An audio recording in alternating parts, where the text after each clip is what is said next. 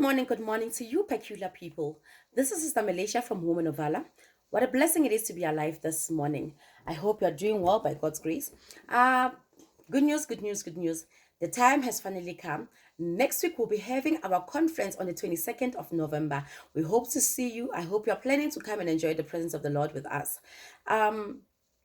Another thing, today's word of the day will be taken from the book of 1 Samuel chapter 10, verse 6 to 7. And it reads as follows. It says, Then the Lord's Spirit will come to you with power. You will start to prophesy to you. You will change to become like a different person. After you see these things happen, you must do whatever that seems right to you. God be with you. There's something that happens when we meet with God. There's something that happens when the Holy Spirit is within us. There's something that happens when we meet with Jesus. We don't remain the same. This man that they said he will be a different person is the same man. This is Saul before he became a king. After he has met Prophet Samuel and told him that the Lord has chosen him to be a king over Israel.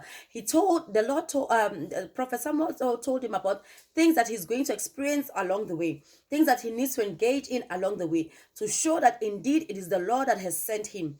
And then we see in chapter 9 verse 21, Saul answered, But am I not a Benjamin from the small tribe of Israel? And is not my clan the least of all clans of the tribe of Benjamin? Why do you say such things to me? This is Saul.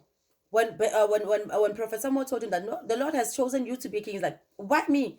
Out of all the clans in Israel, why me that comes from the list of the clans? But then God did not care about that. God did not look at that. God knew that I will take you the way you are. But even though I take you the way you are, there is something I'm going to do. I'm going to transform you. I'm going to reform you.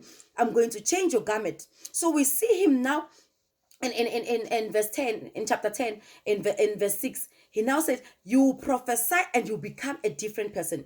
This is not the same Saul that came and met with Prophet Samuel. He's now becoming a different person. And see what happens when you become a different person, when the Lord changes you. He entrusts you with big decisions.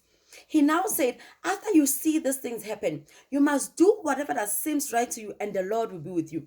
God is trusting someone with such a big task that I know you might think you're the least of the person, but now I've transformed you. I've transformed the way you see things. I've transformed the way you do things. I'll transform the way you used to do things before. He says, whatever you do, I'll back you up. The Lord will be with you. So this morning, I just want to encourage somebody that maybe you've been born again, but then people around you, they're not even seeing it that indeed you've met Christ.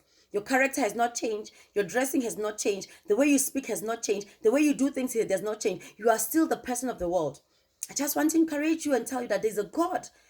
God is still there, that God is still able to change. You just need to go back to Him and open up yourself. Sometimes it's not that God has stopped changing people. It's because we don't fully obey. We don't fully open up ourselves and say, Lord, work on me. Lord, allow me to be. Because this is Prophet Samuel. They gave him an instruction that when you see the prophets prophesy, join them. Join them. If he chose not to join them, he wouldn't have become a different person. He wouldn't have started prophesying. The problem with us is that we want to work with God the way we want to. We don't want to be reformed. We don't want to be transformed.